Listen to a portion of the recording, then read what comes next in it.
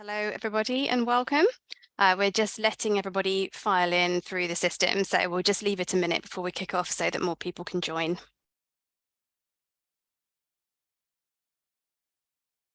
Okay. We've got around 100 people online, so I think now is a good time for us to kick off. My name's Rebecca Roberts-Hughes, and I'm the Director of Policy and Communications at ARB. What we're going to do today is talk you through the proposals that we've put together for reforming the regulatory framework for education and training for architects. So my colleague Hugh Simpson is going to kick off with explaining our proposals to you, with a couple of other presentations from other colleagues, Brian James and Simon Howard, who will introduce themselves, and then we'll be straight into the Q&A. Some of you have submitted questions in advance and we've been looking through those, but you can also submit them live as part of the event. So please do feel free to type in your questions and we will get through as many as we can. I don't think we'll get through all of them because we've had an awful lot in advance as well, but we're going to do our best and group them together where we can. So with that in mind, I'll move straight over to Hugh, who's going to talk through our proposals. Hugh. Thanks, Rebecca. And for everyone who has not met me, my name is Hugh Simpson. I'm the Chief Executive and Registrar at the Architects Registration Board.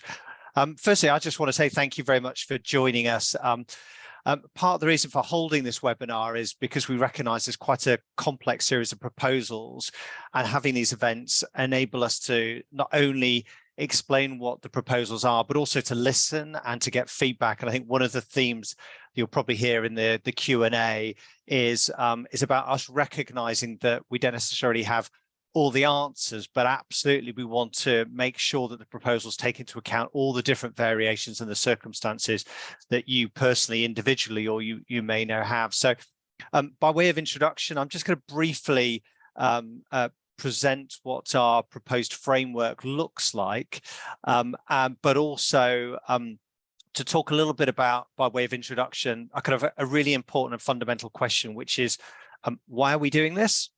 And that why question is always really important, because we've got to make sure that whatever solutions we propose are actually going to address some of the problems and issues that have been identified. So the starting point for us is pretty simply put, educational standards, which is a fundamental part of a regulator's role, need to periodically be reviewed. They need to be reviewed because the way in which practice changes requires the way in which we educate and train. And two examples of that only include the issues in relation to sustainability and climate change, which have really significantly changed over the last 15, 20 years, and the evidence and the experience, the understanding of that, as well as fire and life safety design and the need to understand how better, for example, to work with other professions. So there's a big imperative there, and our educational requirements were last reviewed in 2010, and even they were really just a brief update.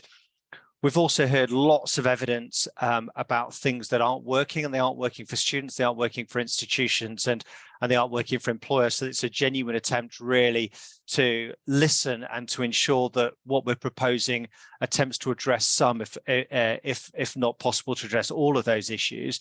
So again, thinking about access, thinking about the need for diversity, a recognition that the current system we hear from institutions and from students is inflexible, wanting to enable institutions to innovate, doing education training in different ways. So ultimately opening up access while also retaining and indeed enhancing quality. So that's just a brief summary of what we're trying to achieve. And obviously key to our consultation is a broad question which says, have we got that right? Are we going to achieve some of those objectives? I'm just going to share two slides which cover the first slide, Finn, if you can add it on, which is a summary of a slide you'll kind of broadly be familiar, if not with the slide, certainly the content. This is the current framework. I think nearly everyone, or probably everyone on this webinar will be familiar with it. The current way in which ARB brings people onto the register is really a recognition that they've got qualifications that we accredit and the practical experience necessary. And they come in really in what's come to be known as the three-part model. Part one, an undergraduate degree. part 2 a master's degree, and part 3 professional practical experience, and in particular a diploma or an examination. It says minimum of 7 years to complete, but we're very aware through feedback from students of the profession that it is a minimum, and that it actually very often takes a lot longer.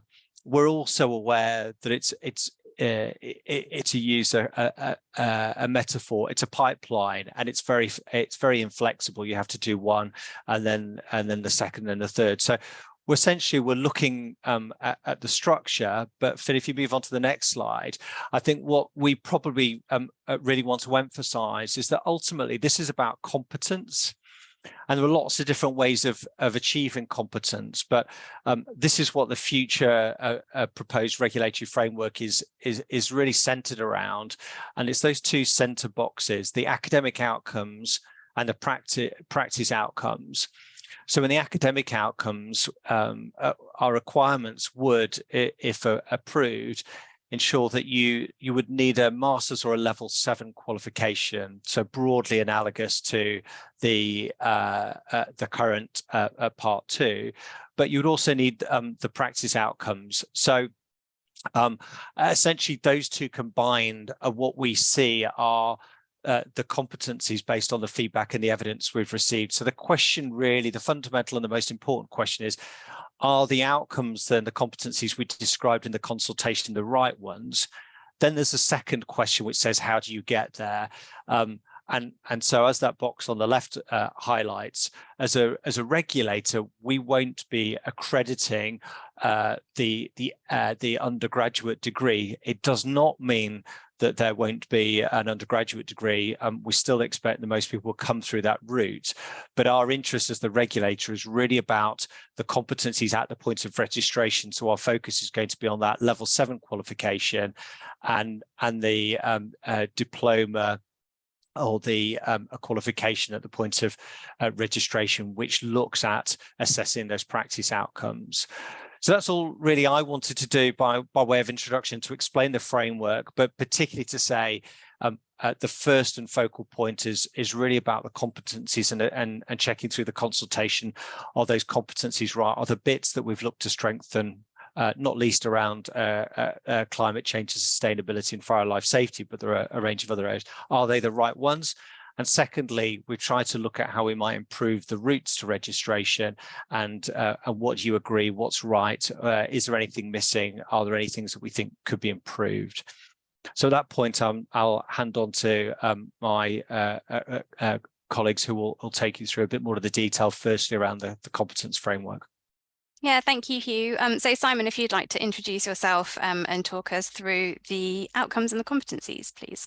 Yeah, good afternoon, everyone. I'm Simon Howard, Director of Standards here at ARB. Can we move on to the next slide, please? So I'm going to talk very briefly about the competencies that we've developed. And when I say we've developed, I think it's really important to stress that these aren't competencies that we've drafted in a dark room on our own. We spent 3 years researching, engaging, talking to clients, talking to architects, talking to employers, talking to students, talking to academics.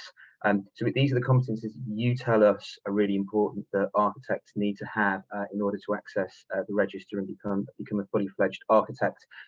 We're defining them through 5 general competence areas. You can see those on the screen. I'm not going to repeat them.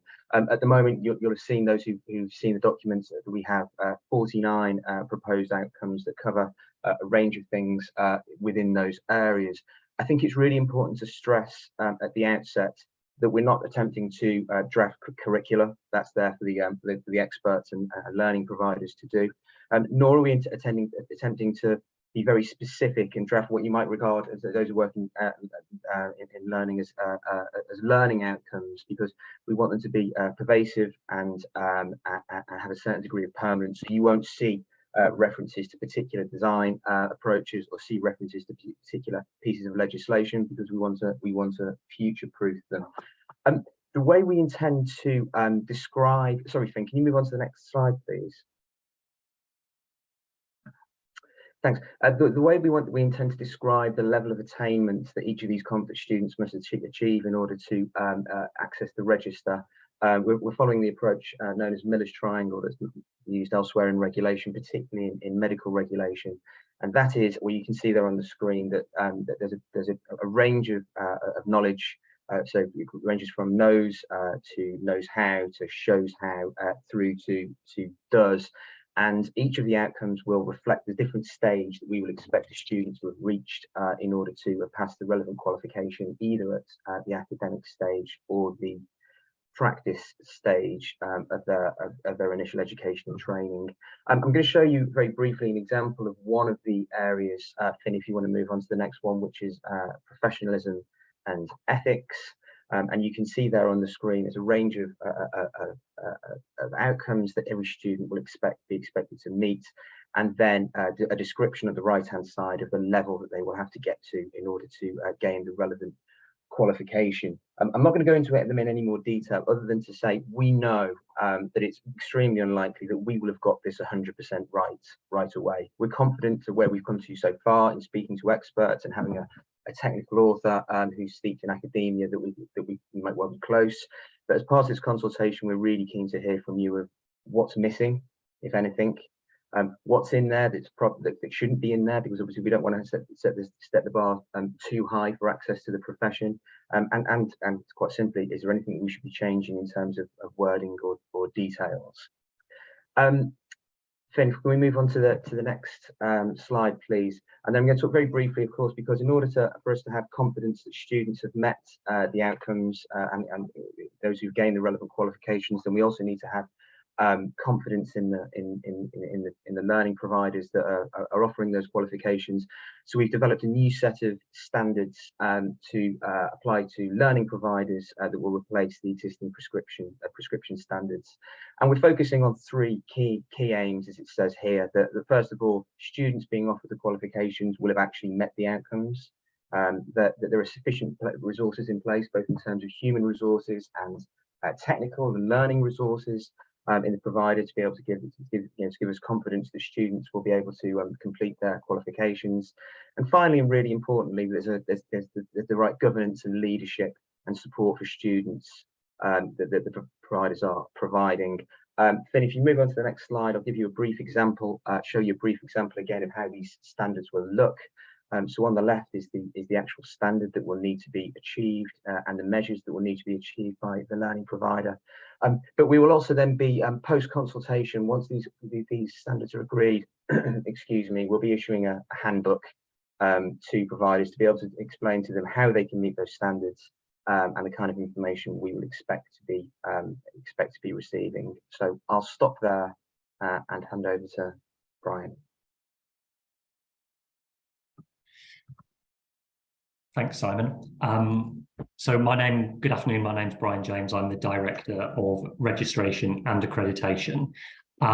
So I'm going to talk about the transition, and this is based on us continuing to prescribe existing qualifications for a sufficient period in time for students to decide and conclude their chosen study, but also for institutions to plan and develop and engage with us at ARB to get any new qualifications accredited.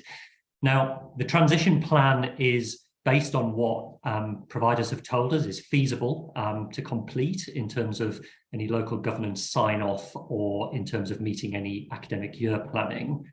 And our approach is for this transition to sort of balance the aspiration to effect the changes that benefit students, but also maintain the quality of delivery. But I guess, we want to listen to the feedback from the consultation, and depending on what that feedback is, we may need to change some of these transition timelines, but we wanted to present this as a working assumption model at this stage. So I'm just going to talk briefly about the key areas of the transition. The main bulk of activity will commence in autumn 2023, which is when we hope that the academic and practical experience outcomes that Simon's just mentioned have been approved, and that would allow providers to begin to develop any new qualifications to meet those outcomes. We've set out in the consultation our approach for engaging with us early, how we would meet with institutions, the sort of data we'd look at. in order for us to make any recommendations for conditional accreditation. And we think that that would take up to 2 years, although maybe less, for those new qualifications against these new outcomes to be developed. And that would mean that September 2025 would be the first cohort for students under the new qualifications. But if the second part of this slide is looking beyond that initial start, we would be visiting providers, either of existing qualifications, to look at the data that is indicated in the standards that Simon mentioned, and we want to use that to assess performance and risk, so that when we visit institutions, we can tell them before we visit the areas that we're interested in, but also make clear that we are proportionate in the visit and the time it takes to hold those visits. Whilst we're doing this through 2024 and 2025, if there are any existing qualifications that continue, we would do a light touch monitoring to make sure that they still meet our requirements. But if institutions wanted to change their existing qualifications, we'd also work with them to help them do that. And I think it's probably worth just saying that the accreditation committee, which is the committee that would be established under the consultation, would be the body that would be making the decisions in relation to accreditation. Can we move on to the next slide, please, Ben? So this takes us forward in time. So January 2025 is when we would start to expect the accreditation committee to receive these first set of new qualifications that are based on the outcomes. And what we're aiming for is for students to be able to start those courses in the autumn of 2025. And then through 2026, we would start to see the existing qualifications at part 2 start to wind down. We'd also expect to see that the prescribed examination, we will start to look at how we would have a different model for the prescribed examination. And we would also expect in the latter part of September 2026, if there were any part 2 qualifications still running, for providers to think about how any students may need to transfer to the new model. Can I have the next slide, please, Finn? So then we're moving forward into September 2027. So I mentioned about the prescribed examination. We're expecting that if we no longer accredit at part 1, then we wouldn't need to have a prescribed examination at part 1. But as Hugh mentioned in his entry, we would also expect to look at the way we deliver the prescribed examination, and we've started some work for looking at a new model for assessing equivalence. And then the last thing that I just want to say is that we're anticipating that September 2028 to the end of 2028 would be when we would move to all of the new qualifications being in place, and people joining the register would be studying under this new framework. So I'm going to stop there, and I'm going to hand back to Rebecca to get us into the meat of the session. Great, thank you, Brian. So thanks to all of you who've submitted questions so far, and of course those who submitted them in advance. So we're going to get through as many as we can. So to start with, Helen submitted a question in advance, which is, how will the change to the framework widen access to the profession, which is one of the aims that Hugh talked through. So Hugh, I'll come to you on that one, please.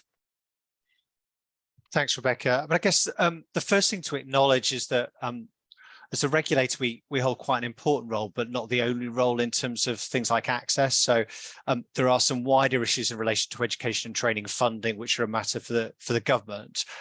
But one of the things we have heard, which we hope will widen access, is the opportunity to develop new routes and new innovative routes. So we have some routes through the apprenticeship programme, which are, I think, still quite new and emerging.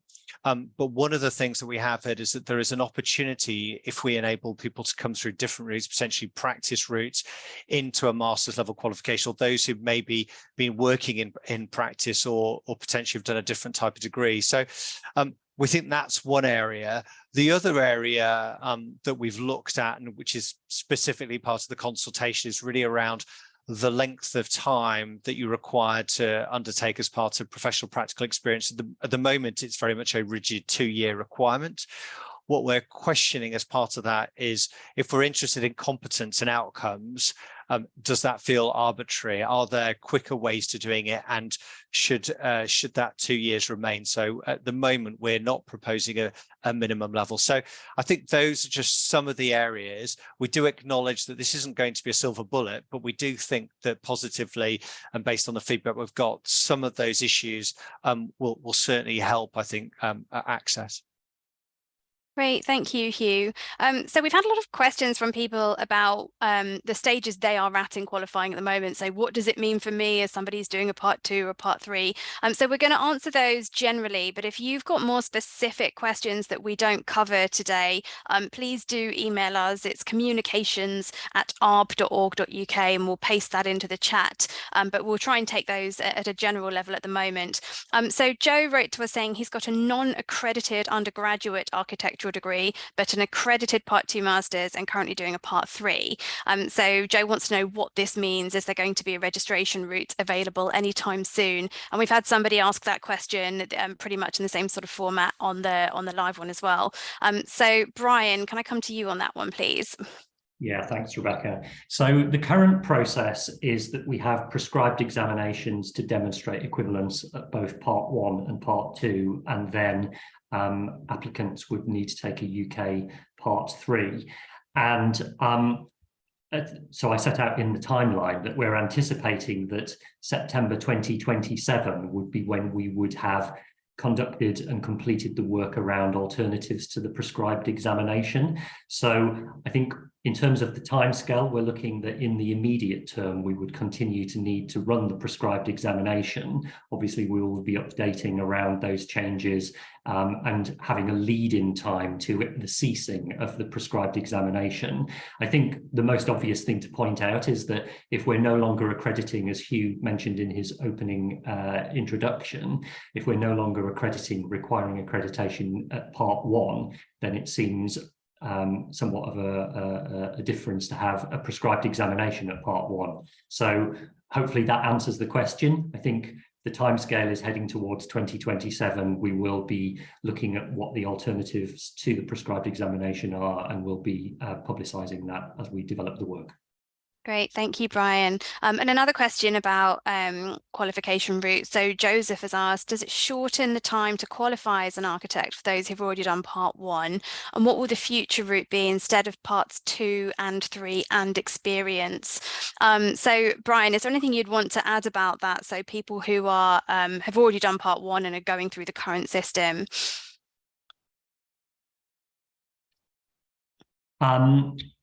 No, I'm not sure that there is. Fine. Okay, great. In that case, Simon, could you pick up the second part of Joseph's question, please, and tell us what the future route will be instead of parts 2 and 3 and practical experience? Well, the simple answer is we don't know, because it's you know, what we're saying to the sector, to the academic sector, to the profession, is we want to create a framework that allows different routes to registration. And as long as you can demonstrate that the academic routes, the academic outcomes have been met, and the practice outcomes have met, and it's based on a qualification that we can then accredit, then that will hopefully then open up access to the more access to the profession by a range of routes, whether that be learning and earning, or whether it be through practice, or whether it continues to be entirely through academia at level 7. But really, we need the sector to respond to this and say, yes, we can create new courses, new qualifications that will meet these outcomes at the 2 stages. Great, thank you. So another question we've had through is from Paul, who I think teaches at a university. So Paul had two questions. So Hugh, I'll come to you on the first one, and then Simon, I'll come to you for the second one. So the first question was, does this remove the requirement for undergraduate architecture to demonstrate competency, liberating it to have a more locally determined focus? So I guess this is a question about what it means for the undergraduate degree. And then the second question, which I'll come to you on, Simon, is how are schools going to afford the increased APL, specialist teaching and ARB visit costs with no funding increase for the schools themselves? So Hugh, come to you on the first one, please. Thanks, Rebecca. So the first question was about well, the phrase liberating. Probably not a phrase I'd use, if only because I think many institutions are probably feeling as though they're delivering high quality, and they are. But I do think it's fair to say that some institutions are absolutely crying out to do more innovation, and some of that innovation is covers things like joint undergraduate degrees with other subjects. And absolutely, we do want to we do want people to feel as though they can design undergraduate courses which gives a kind of learning experience which isn't prescribed at a very start of someone's learning journey. The point about competency is actually, as a regulator, our interest is really competency at the point of registration.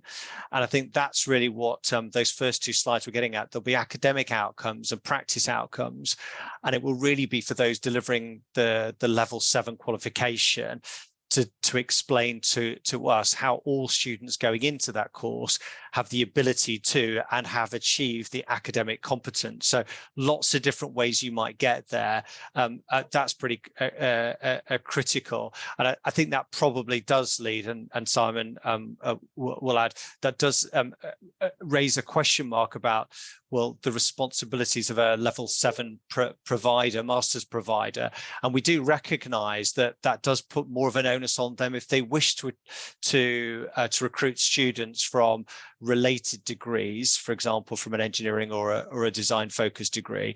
They'll have to reassure us or provide assurance to us as the regulator that those students going onto the course will have the potential to achieve those outcomes. Simon, I'll allow you to pick up the bit about cost and fees, I guess, around APL.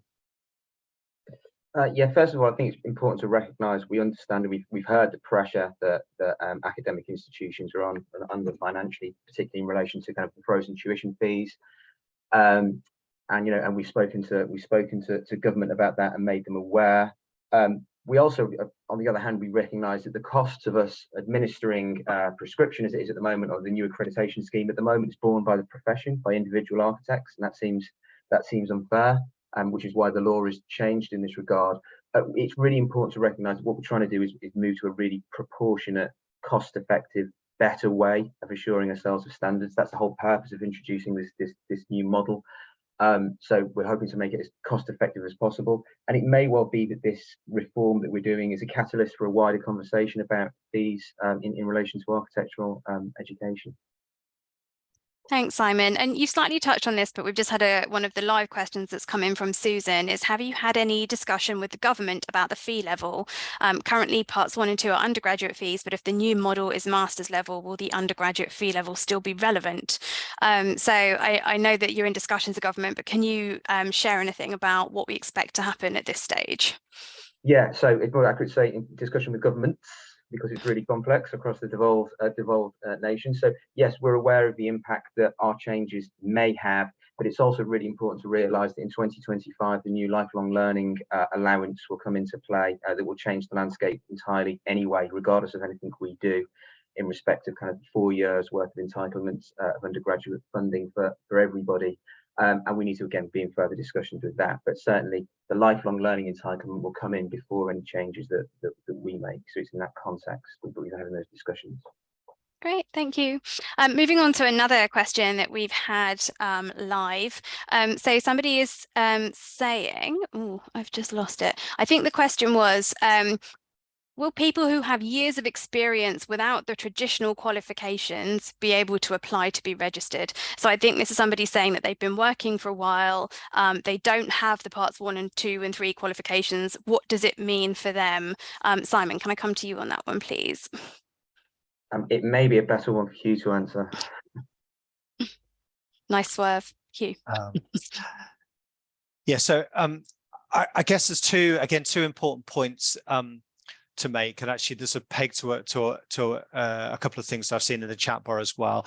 What we're proposing is a prospective change, so it's not retrospective on those who've gone. So I think Brian touched on this earlier. If you've done an old style part 1, an old style part 2 and 3, but haven't the old style part 1, actually the prescribed examination for the time being is still going to be your route to registration. There may in future be further changes, but I think that's the safest way of describing it.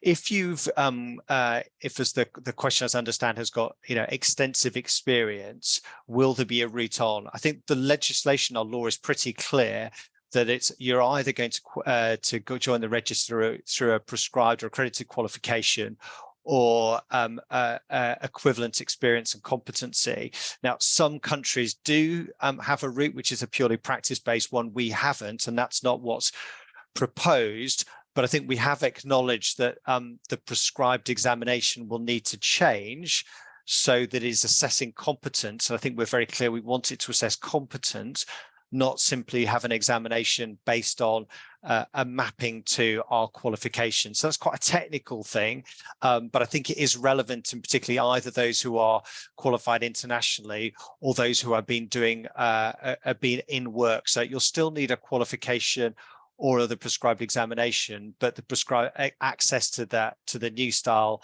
level 7 qualification will not require an accredited undergraduate degree. And also the prescribed examination may also have greater access in a way that it currently doesn't have. So watch that space on the prescribed examination in future reforms that follow. Thanks, Hugh. So building on that, we've had a lot of questions about what this means in the international context. So some of you will have seen that we've been starting to sign mutual recognition agreements of other countries as well. So Hugh, I'm going to come to you on these. So I'm just going to read out a selection of the questions that we're getting, and Hugh, pick any which order to respond to them in. There's a lot to say about this topic. So Annette has asked how the costs for foreign qualifications are changing. We've had somebody say that they've got an overseas qualification from Iraq and they would like to know how that would help them. Priscilla has asked, how will the new qualifying method affect international professionals? So will the part 1 prescriptive examination be scrapped? And then we've had a few people ask about the European trained architects as well. So Anna has asked what it means for them. Christina has asked why we're breaking away from the European model. And live in the chat, we've had Sarah ask, how will this comply with the EU Professional Qualification Directive to enable the mutual recognition of qualifications? So yeah, lots to do with the MRAs and the international routes in there, Hugh. If you could cover as much as you can on that, that would be really helpful. Crikey, I'll have a go. I suppose the first thing is really to talk about in its broadest terms what we're trying to do within the international sphere. So as a number of the questions have highlighted, we are under new legislation called the Professional Qualifications Act, trying to explore developing mutual recognition agreements with other countries. And the nature of those agreements are not dissimilar to the European route in the sense that we are looking to expedite and improve the way in which people can register over here. And it is principally about recognizing qualifications in other countries. So it isn't a register approach. So just because you're registered in say the United States, that doesn't automatically enable you to work over here. But if people look on our website, the detail of the MRA we signed with the United States, it's about looking at equivalence around qualification and then what might be described as a small compensation measure. So we will require international architects who come through an MRA route, what's called a UK adaptation assessment. So it's really about a UK context specific assessment. So around things like planning law, planning legislation. Are we going to scrap the part 1 prescribed examination? Well, the first and most important point, well, it partly depends on what the consultation response to this consultation comes up. But obviously, if we were no longer to accredit undergraduate degrees in the UK, we would have to redesign our prescribed examination to have a better assessment of competency, which feels like it is more equivalent to the competencies that we've set out and Simon set out in his presentation. So it would likely to be a single point assessment. So not 2 exams. So that would obviously make it cheaper.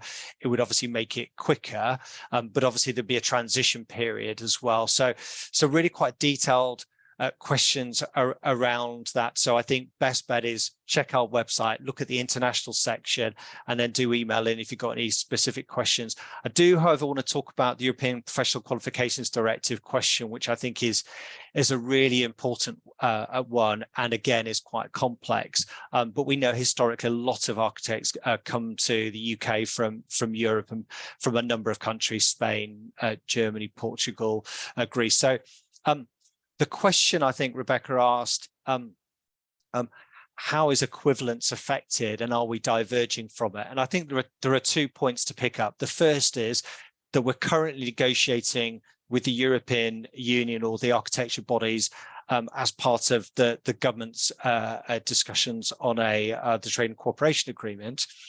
And that is to look at how do we replace the RPQ. So the RPQ directive no longer applies to us. We have our board have continued to recognize qualifications that we had that were part of the directive historically in 2016 when the UK voted to leave the European Union. So there is a transition period, but that will run out. But even so, even if we reach an agreement, it's going to be focused on those architects who've already got a qualification. So any divergence or perceived divergence wouldn't really affect anyone coming onto the register for another 7 years. And our focus really in all of our MRA negotiations has been about demonstrating the quality and the competence of architects coming through the system. So we would, and both the United States, Australia, New Zealand, who would be negotiating MRAs with, and the European Union know about our plans, and we would obviously have to negotiate an MRA with the European Union based on our new qualification. So that's there's lots of stuff in there, and I realize it is quite technical, but I also know a lot of employers and applicants are interested in those emerging routes. So if we haven't covered it, please do drop us an email, check out our website and follow that up. Yeah, thank you, Hugh. That's absolutely right. We can see more of the questions coming in. Somebody's mentioning that they've qualified in Nepal. What does that mean for them? So if anything that we've told you today or anything that's on our website doesn't answer a really specific question, then please do email us. So Brian, I'm going to come to you for this question. You've talked through the transition arrangements, and we've had a question here from Ian. So Ian says, given the huge amount of work involved in developing courses to fit our new framework and the huge amount of work involved in the 5-year renewal, so this is what currently happens with ARB prescription. Why is ARB not automatically rolling over the current prescription for schools where there are no external examiner or REBA concerns to allow schools to concentrate on our new framework rather than putting in nearly a year's work into courses that will be disappearing? So Brian, could you pick that up in light of the transition arrangements, please? Yeah, thanks, Ian, and thanks, Rebecca. So, I mean, the short answer is we are going to do that. So we are extending the prescription for all existing qualifications. We've had discussions and negotiations, I guess, in terms of if schools are developing their courses now as to whether they want to go ahead with developing it and taking it through the approach that we would normally do. For those that don't, we have extended the prescription period until December 28, and you'll recall in the timeline, that's when we would expect all of the, in inverted commas, old style qualifications to cease being accredited. So we've recognised that work. We don't want institutions to be spending time applying for very finite lifetime qualifications. I think I would just like to expand a little more on that and say that we're doing that for all qualifications. Some qualifications may have conditions that we are monitoring more closely. They would also roll over into this extended period. And the final thing I would just add, hopefully it's helpful, from autumn this year, we would need to be and want to be starting to collect the data that Simon mentioned in terms of the standards. And it's that data that will become the focus for those existing qualifications. So if we're starting to see diverging trends or issues, it's that we would be focusing on during the lifetime of any existing qualification. So hopefully that helps. Thank you, Brian. So a couple more questions coming up. One thing I just wanted to point out, we're getting quite a few, I think, sort of responses to the proposals in the questions. So we're not going to be using this as part of our consultation analysis. We do have a consultation website with very specific questions in there, which has got analysis tools built into it, so we can look at which stakeholders are telling us what and who agrees with who. So we'll read everything that you put into the question boxes, but if you're expressing a view on our proposals, please do complete the consultation rather than type it in there. This today is for live questions to help you respond to the consultation. So there's one question that I'm going to as the facilitator's privilege, take myself. So somebody has said, I understand that this reform is mostly about the study path and the recognition of new architects onto the register. Does it somehow affect current registered architects? So the answer is no, there's no change there for you. But we're really keen to hear from those of you who are on the register, who are already working, to make sure that we get the competencies for future architects right. So we still hope to hear from you. You're working with other architects and you're looking to the future, but no, it doesn't change your status. Right, so the next question, Christina, who teaches at a university. Christina, you've submitted a lot of questions. I'm afraid we're not going to get through all of them, but hopefully the first few. So Christina has asked us to share the evidence that supports our proposals. So Hugh, I'll come to you on that. And then we've had a similar question that's come in the live chat as well, which says, how does this consultation work? If there's overwhelming evidence that this is not popular from the sector, what will ARB do? So two questions for you there, Hugh. Yeah, great questions. I mean, I guess the first is what evidence? Well, we've been working on this for quite a long time. So we commissioned a research from an independent research company called SQW back in 2020, and that's available on our website. And that was really a sort of an evidence gathering process. So it looked at what the competencies does an architect need, how could they be best acquired, what are the barriers. And the research sort of involved nearly 5,000 survey responses from architects, over 200 responses from public consultation. And they also did interviews with employers, clients, educators, and students. And I think they also looked at international comparisons. So whether people agree or disagree, and that's partly what we're trying to gather, they're not really our proposals in a sense that we haven't I suppose come up with them in an ivory tower. They're very much based on the evidence we've heard. Now, that doesn't mean there isn't other evidence that might be compelling, and I guess that leads on to the second point that says, what if people don't like them? I mean, I guess like in any public and statutory consultation, what we're looking for is evidence that says we might have got this wrong.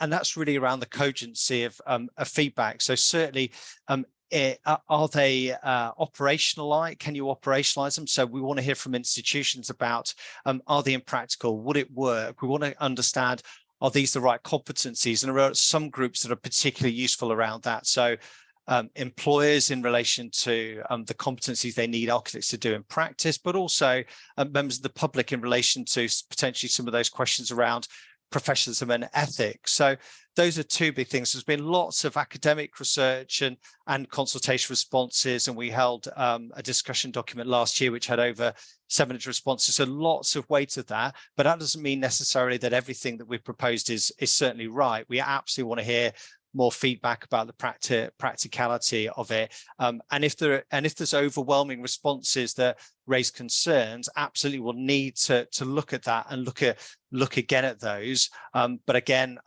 it's not so much the numbers of responses, but actually the cogency of the argument. We really want to understand better how can we make these proposals work. So absolutely, it's a genuine consultation. We want to hear from people. Great, thank you, Hugh. So Simon, your presentation earlier covered the outcomes that are going to be required for academic stage and practice stage as well. I had a couple of questions about those, so it might be useful to recap some of that. So Eva asked, ARB has provided details on the educational outcomes, step 1 towards registration. Is there more information to come soon about the professional outcomes and the exam procedures, and will these be part of future consultations? And we had a similar question from Anthony, who asked us to explain our vision for professional competence, as in the part that he says is currently covered by part 3. And Jack has also asked about the professional outcomes and how they're going to be assessed, whether it's purely an employment-based qualification or whether there will be an academic supervisor. So lots of questions there, Simon, about the professional outcomes and how we'll be assessing them. Good, all good questions. So the professional outcomes are detailed within the outcomes document, the competence outcomes that I touched on before. So a lot of the new proposal is a demonstration in practice of what student has learned how to do through the academic stage. In terms of how they're tested and accredited and shown, I mean, ultimately we are a qualifications-based regulator. So there has to be some element of qualification that we can accredit. But how those qualifications are assessed, again, from our perspective, is we're disinterested rather than uninterested, in the sense of we want the sector to have the flexibility to be able to create assessments that suits them and suits their students. So that can be a case study, it could be an exam, it could be a viva or anything like that, as long as we can have assurance that the outcomes have been met by the student in a way that gives us, as I said, it gives us that confidence. So we're not going to be telling institutions how they must assess their students. Great, thank you, Simon. So I'm looking through the live questions now. Brian, I'm about to spring one on you, which is an interesting one. So Mike has asked, is the proposal for a single academic award which integrates academic and practice outcomes? So I think Mike is saying, is that what we're currently proposing? Or perhaps Mike is saying, is it possible to do that in the future? Brian, can I come to you on that, please? So I'll start, but I might ask others to join into this. So I think, our proposals are that we will accredit qualifications that are developed by providers, that as long as they meet the academic and practice outcomes, I think, we would want to encourage innovation, and I think it's likely that providers would be able to develop things that would deliver both of those, and Simon is nodding, so I'm feeling really rather more confident now.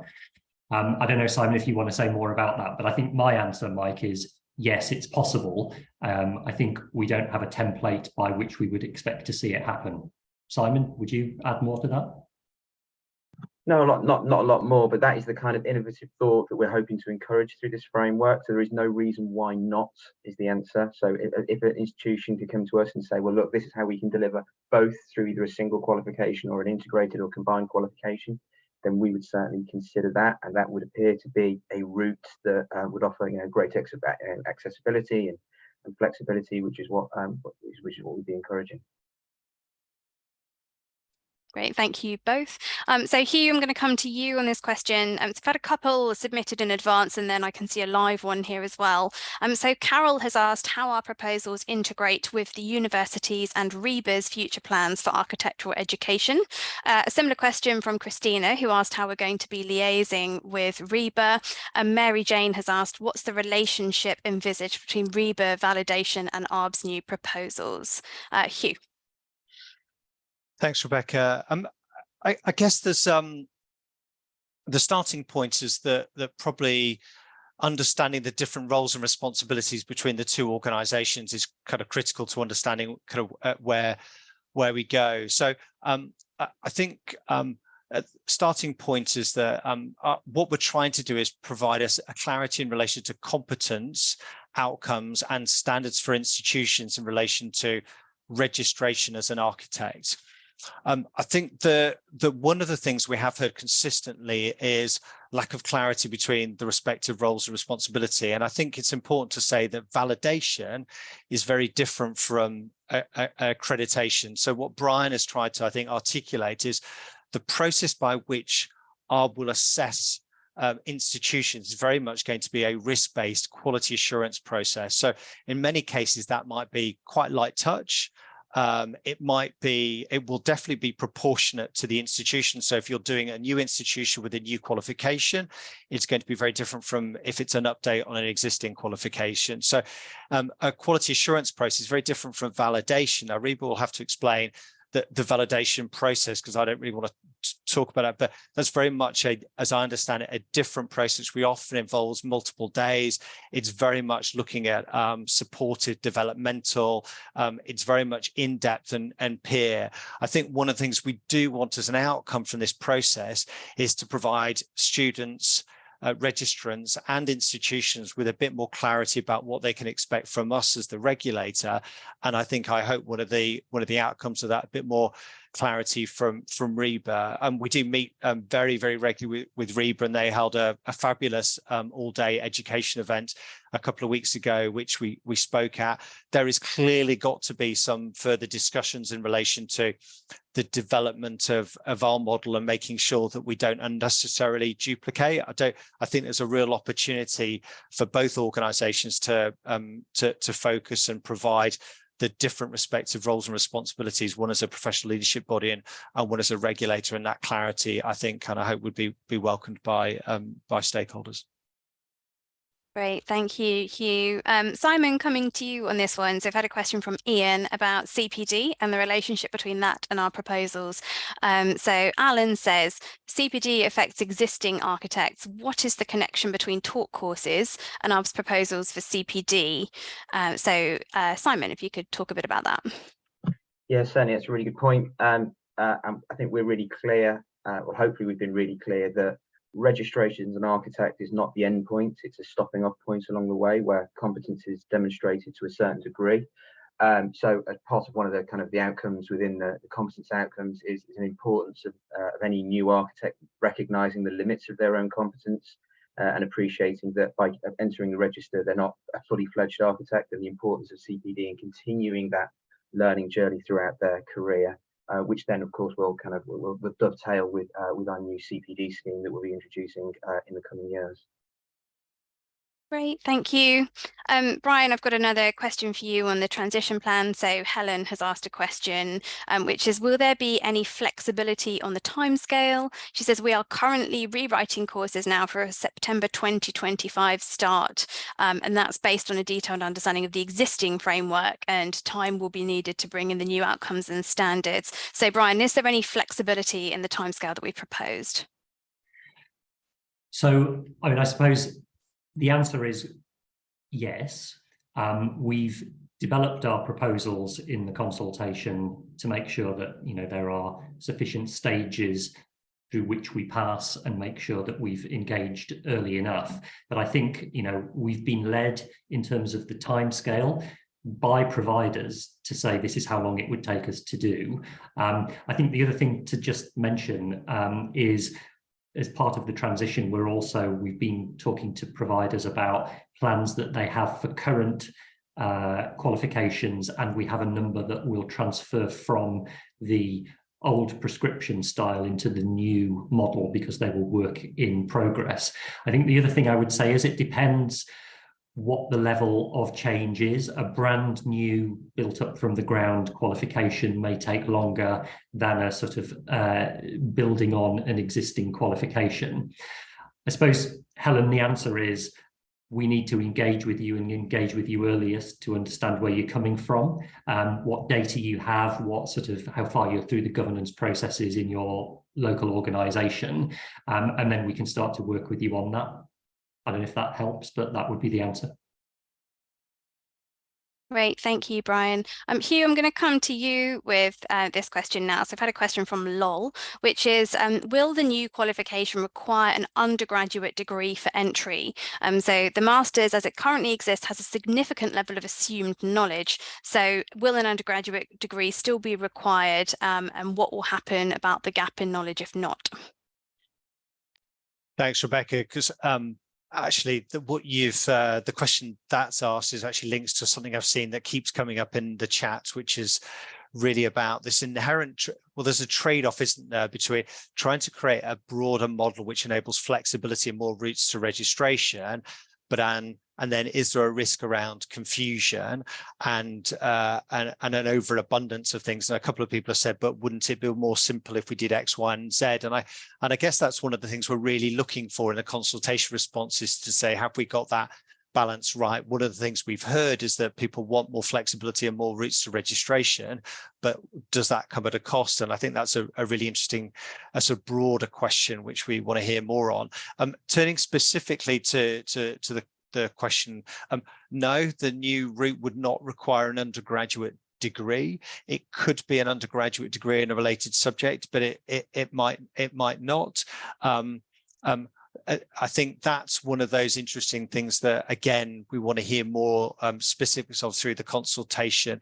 What we've certainly heard from course providers is there are many people who have got related degrees or indeed practical work experience who could achieve the competencies and the outcomes of that level 7 masters, either with a little bit of acknowledgement of acquired prior learning or maybe some relatively small adaptations. But again, we hope that, and we want to understand, is this the right solution to a problem that we've identified? The problem identified is people have different backgrounds, different skills, come from different courses. Do they all have to go back to the start of a 7-year academic program, or could some of their prior learning and knowledge be acknowledged and have an expedited route, and as other professions do, into a master's level qualification?